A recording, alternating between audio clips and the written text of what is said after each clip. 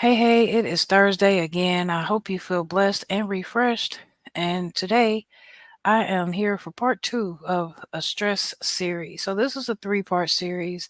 It started yesterday on Wednesday and it'll go until tomorrow, Friday.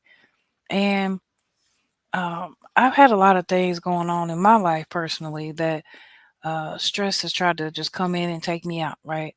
But I'm sure I'm not the only one. So, I figured that this will be a great opportunity to you know, study, use the word of God to help bring some awareness, not only about my own situation, my own testimony, but hopefully to relate to you, and be an encouragement because we are all imperfect, right? We all have stress.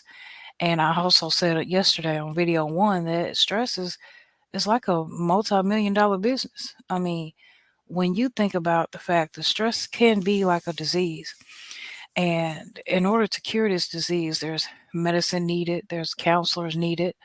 Um, some might even go as far as drugs or alcohol, right? Either way, all those things, all those avenues are making so much money off of people just being stressed. But what I'm realizing is that I've just simply put too much on my own plate. I've simply taken on too much. I've said yes too many times, and that I'm causing my own stress. So, I pray that you see the same in yourself, and I pray that you can refer to these scriptures to, not only just the verse that I'm referring to, but also read the whole chapter to see, what God has for you. He might have some other directions, some other pointers in this same chapter for you. So don't take my word for it. Read it for yourself. So today I'm looking at Proverbs 13 and 10,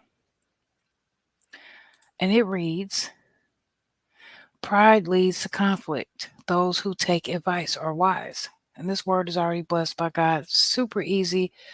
I mean, self explanatory, right? But it means so much to me. Again, because I'm not a teacher, I can only talk about what it means to me. So maybe once you dig in, you can leave me a comment. Let me know what it means to you. So I don't know about you, but I want peace. And I want peace in such a way that I'm willing to make some changes for it. I didn't even realize that until, within the last few months that I'm running around demanding peace and trying to get my house in order and trying to be more consistent and all this and that. But there's so many things that I've picked up and that I'm doing myself to cause myself stress. It's not my family. It's not all the work that I'm doing because I'm a mom, I'm a wife, right? These are just things that are necessary that we have to do on a day-to-day basis, but they don't have to be stressful, right? But what I'm realizing is that although I'm quote unquote stressed, right, from giving myself too much work to do, I have to also realize that everybody else's situation is different. Everybody else is handling stress a different way. So the way I show up is going to make a difference. The way I show up might affect somebody else, and let them see the push through and let them see that, oh, this stress is something that's just trying to tear us down. It's trying to wear us out. It's really just a sign of the enemy because God doesn't give us more than we can bear. What I had to realize was if I wasn't willing to make a change in myself, then I'm just wanting to remain the way I am. I'm wanting to remain in that stress. There's not a lot of um, direction or answers that is given that is going to describe what we go through in life or what we've been through and things because everybody is different. But being stressed is not something that we should allow to get into us, to get into our minds, right? Into our bodies, into our moods, into our family. Stress again is just a form of the enemy and it's a spirit. It's not a disease.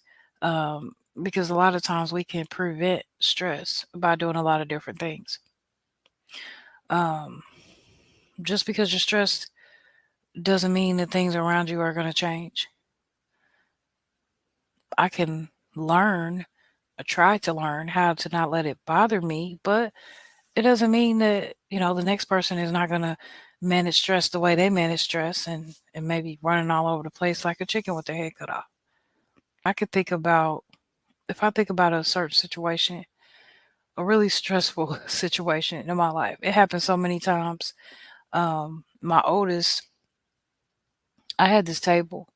I had an old, like in the kitchen, um, where you had the table with the crease down the middle, and you could break that table apart to make it smaller or bigger, whatever, right? A big wooden table. And for whatever reason, my oldest, every time she went in there at that table to drink or whatever, have her lunch, her whole cup would end up spilled, and milk would be running through the middle of this table.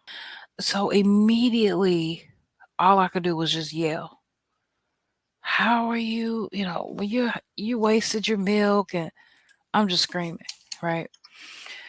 And when I think about it now, I'm like, how crazy was I? Like my daughter must have thought I was really insane because I'm on the floor under this table screaming, right, at the fact that there's water dripping through the crease or milk or whatever it might be. And we know that if it's some type of food or juice or something, it's gonna get sticky or it's gonna spoil. So it's not like I could leave it there. I had to clean it up right away.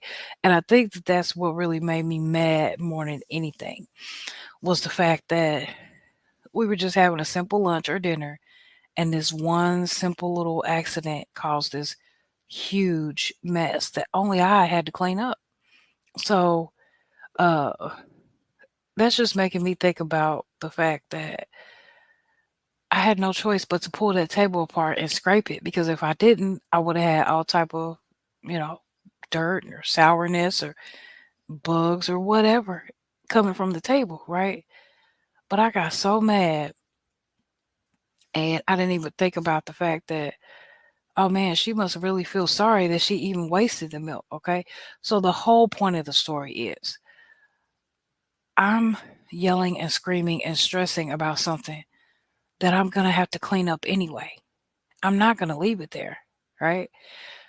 So nowadays, I have the same big wooden table with the crease down the middle, and now I have a 4-year-old. It's like I've started all over. And she does it every other 2 or 3 days where something is going through the middle of that table, and I gotta clean it out. I can't just leave it there.